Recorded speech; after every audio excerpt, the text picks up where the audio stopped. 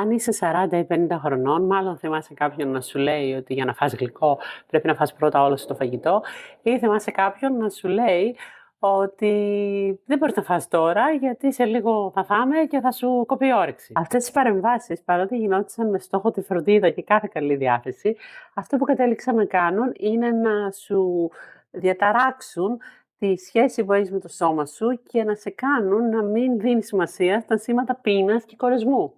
Αντί να τρως όποτε πεινάς, έπρεπε να ακολουθείς εξωτερικές εντολές και κανόνες, το οποίο σε έκανε να αποσυνδεθείς από τα σήματα πείνας και κορεσμού και πιθανά να σε οδήγησε και σε κάποια μικρή ή μεγάλη διατροφική διαταραχή. Αν έχεις παιδιά και θέλεις να σπάσεις αυτό το κύκλο και τα παιδιά σου να έχουν μια καλύτερη σχέση με το φαγητό, υπάρχουν κάποια πράγματα τα οποία μπορείς να κάνεις. Ως γονιός έχεις την ευθύνη για το τι θα σερβιριστεί, πότε θα σερβιριστεί και πού θα σερβιριστεί. Τίποτα άλλο. Το φαγητό πρέπει να είναι κάτι πολύ συγκεκριμένο που εσύ έχεις ορίσει και το παιδί μπορεί να το φάει όποτε θέλει ή να μην το φάει επίσης. Αν επιτρέψεις το παιδί να κάνει ό,τι νιώθει και είτε να φάει είτε να μην φάει, στην ουσία του απομακρύνεις την πίεση από το γεύμα και του επιτρέπεις να αναπτύξει αυτονομία. Επίσης, προφανώς δεν είναι καθόλου καλή ιδέα να του λες ότι αν φάει όλο το φαγητό θα του δώσεις γλυκό. Μια πολύ καλή ιδέα είναι αναδιαστήματα να προσφέρεις το γλυκό παράλληλα με το φαγητό, ώστε να το απενοχοποιείς. Να μην υπάρχει κανένας όρος ή προϋπόθεση για να το καταναλώσει. Αυτό θα μειώσει τη συναισθηματική αξία του γλυκού